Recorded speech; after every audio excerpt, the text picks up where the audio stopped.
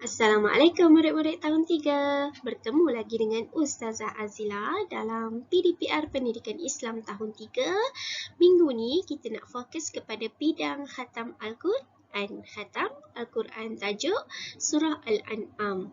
Okey, jadi surah ni Ustazah dah pernah ajar dan pernah baca bersama-sama dengan kamu masa dekat sekolah. Masa kita buat PDPC di sekolah. Tapi minggu ni kita nak ulang kaji semula surah Al-An'am ni, nak tengok-tengok semula ayat 1 sampai 20 je fokus untuk hari ni. Kita nak tengok hukum-hukum tajwid yang ada dalam surah Al-An'am. Sebab apa? Sebab kita dah habis dah belajar tentang hukum tajwid. Jadi kita nak tengoklah satu persatu. Ingat lagi tak? Pandai tak cari hukum tajwid dalam surah Al-An'am ni? Dah bersedia ke semua? Kalau dah bersedia, jom kita belajar. Okey, murid-murid. Okey, jadi kita dah baca ayat 1 sampai 20 kan? Jadi fokus Ustazah hari ni untuk cari hukum tajwid, Ustazah hanya fokus pada ayat 1 hingga 2 dan 19 hingga 20. Ayat 1 hingga 2, ayat 19 dan ayat 20. Okey, macam tu. Ada 4 ayat lah maksud dia. Jadi, murid-murid boleh tengok dekat grup. Ustazah dah senaraikan link-link YouTube ni untuk kamu tengok. Supaya kamu dapat jelas bacaan kori-kori itulah kan. Jadi kita memang pandai dah baca, tapi untuk sebutan yang tepat, sebutan yang betul, kita kena dengar juga bacaan orang lain. Okey, jadi untuk tu jom kita teruskan pembelajaran kita. Dah bersedia ke? Jom. Murid-murid dah bersedia ke? Jadi kita nak tahu hukum-hukum tajwid yang ada dekat ayat yang pertama dan ayat yang kedua. Jom kita tengok satu persatu. Ada berapa kat sini? Ada 1, 2, 3, 4. Okey, yang pertama ni. Yang pertama ni adalah hukum mad asli. Hukum mad asli. Ingat betul-betul. Nanti buat latihan senang. Apa dia hukum yang pertama? Mad asli. Okey, bagus. Yang kedua. Nun mati bertemu dengan ta. Nun mati bertemu dengan huruf ta. Apa hukumnya? Hukum ni dia ada 15 huruf. Siapa masih ingat? Ustazah baru ajar minggu lepas. Nun mati bertemu dengan ta sama dengan apa? Betul. Ikhfa hakiki. Ikhfa hakiki. Bagus.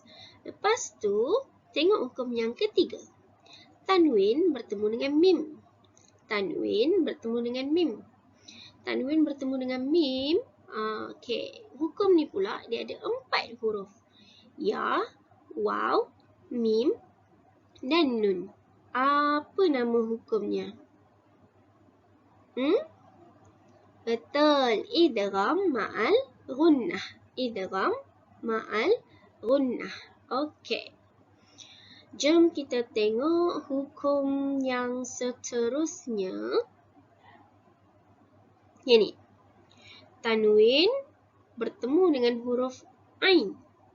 Tanwin bertemu dengan huruf ain. Apa hukum dia? Yang ni pula, hukum ni pula dia ada 6 huruf. Aghin kho'ahu. Ingat lagi tak? Apa dia? Betul. Izhar halki. Izhar halki. Nak Ustazah ulang semula ke? Jom kita tengok. Yang pertama, mad asli. Yang kedua, ikhfa hakiki. Yang ketiga, idgham ma'al gunnah. Idgham ma'al gunnah. Yang keempat, tanwin bertemu dengan huruf ain. Izhar halki. Izhar halki. Boleh? Okey, jom kita tengok untuk ayat 19 hingga 20 pula. Apa hukum-hukum yang ada di sana? Jom. Okey, untuk ayat 19 hingga 20 ada 1, 2, 3, 4, 5, 6. Ada 1, 2, 3, 4, 5, 6 yang Ustazah gariskan. Dan pilihan jawapan ada Ustazah letak kat sini supaya kita dapat teka bersama-sama. Boleh tak? Okey, jom kita tengok yang pertama. Tanwin bertemu dengan alif. Tanwin bertemu dengan alif, hamzah atau alif lah. Tanwin bertemu dengan hamzah atau alif ni, apa hukumnya kat sini? Siapa nak jawab? Okey, betul. Izhar halki. Izhar halki. Izhar halki ada 6 huruf Ingat? Okey. Terus, yang ni, tanwin bertemu dengan qaf. Tanwin bertemu dengan qaf. Tanwin bertemu dengan qaf ni, apa hukumnya? Yang ni, hukum ni ada 15 huruf. Apa nama hukum tu? Betul, pandai. Ikhfa hakiki. Okey, ikhfa hakiki ini adalah hukum ikhfa hakiki. Jom terus kita tengok yang seterusnya. Apa ni kat sini ni? Tanwin pula. Nun mati bertemu dengan huruf zal. Nun mati bertemu dengan huruf zal. Apa dia? Betul, ikhfa hakiki juga. Yang ni, siapa dapat teka ni? Nun mati bertemu dengan ba. Nun mati bertemu dengan ba. Dan hukum ni ada satu saja huruf dia. Iaitu huruf ba lah. Apa dia? Iklab. Betul. Iklab. Ini adalah hukum iklab. Jom kita tengok ini pula. Tanwin bertemu dengan waw. Tanwin bertemu dengan huruf waw. Tanwin bertemu dengan huruf waw adalah idgham ma'al gunnah. Idgham ma'al gunnah. Ya, waw, mim, nun. Akhir sekali, sama juga. Tanwin bertemu dengan huruf mim. Tanwin bertemu dengan huruf mim. Idgham ma'al gunnah. Idgham ma'al gunnah, ingat huruf dia. Ya, waw, mim, nun. Iklab, satu je huruf dia. Ba. Ikhfa hakiki ada 15 huruf. Izhar halki ada 6 huruf. Nak Ustazah ulang lagi sekali? Okey, Ustazah ulang Yang pertama, hukum izhar halki. Yang kedua, ikhfa hakiki.